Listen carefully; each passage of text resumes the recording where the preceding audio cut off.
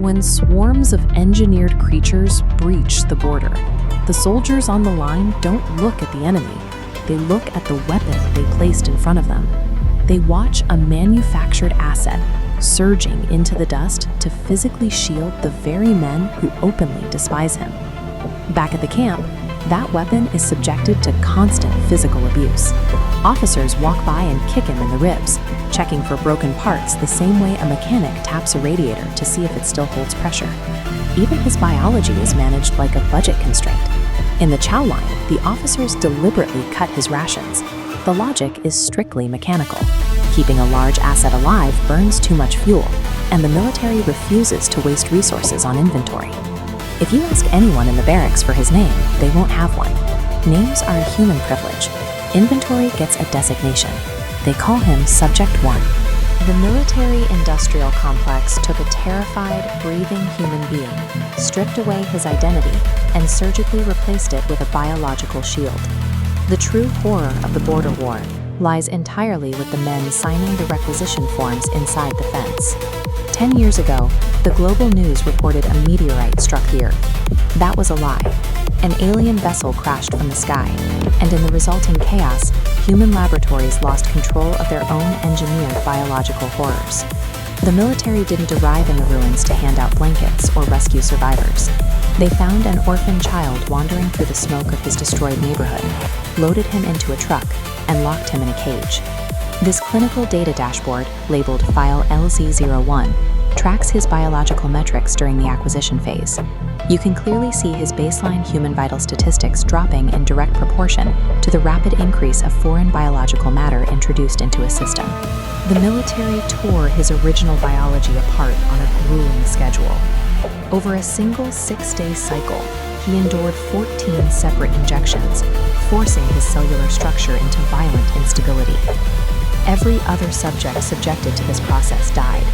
Their data lines flatlined entirely.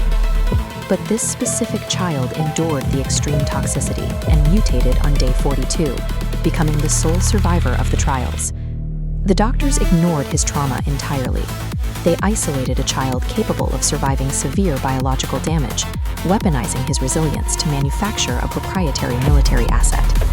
Altering his body was only the first phase. To guarantee the asset functioned properly in the field, the military implemented severe behavioral conditioning. They locked him in a cold steel observation room, tracking his panic through thick glass. When near isolation wasn't enough to break him, they fitted him with a heavy collar to restrict his movements like an animal on a leash. According to the clinical logs, the project was officially labeled a success on a very specific day. The milestone was achieved the moment his mind finally stopped fighting back and simply obeyed orders. To survive the daily violence of the border camp, the child learned to push his human instincts deep down. He took the beatings in silence, absorbing the abuse, because reacting only provoked more pain. The ultimate metric of success for File LZ01 relied on erasing the subject's mind entirely. The military permanently and deliberately deleted the frightened child the weapon was built upon. The entire structure of the camp is upended when a survivor from the crashed ship slips through the fence. She has midnight skin with a faint blue glow pulsing beneath the surface. And for the first time in 10 years, someone makes eye contact with him as if he were a person. During a sudden perimeter breach, the military expects him to stand still and absorb the claws of the incoming swarm. Instead, the alien throws herself in front of him, deliberately taking a hit and bleeding to protect an asset the humans treat as entirely disposable. Hidden in a cave later that night, she offers him a catalyst, a glowing vial of her royal bloodline. She presents it as a choice, warning him of the risks and stepping back so he can decide for himself. This microscopic view illustrates the biological override that happens when he consumes the vial. You can see the chaotic, jagged red cells of his forced mutations being interwoven and stabilized by a smooth, structured network of blue alien pathways. He finally gains conscious steering control over his own monstrous biology.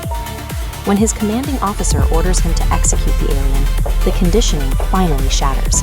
He refuses the command, turns his newly stabilized strength against the soldiers, and strikes them down in the dirt. He walks away from the compound and plunges into the desert. He leaves behind the heavy collar, the inventory number, and the violent purpose the military manufactured for him. Humanity requires the exercise of free will. By looking at an open gate and consciously choosing to walk through it, Subject 1 finally reclaims his own soul.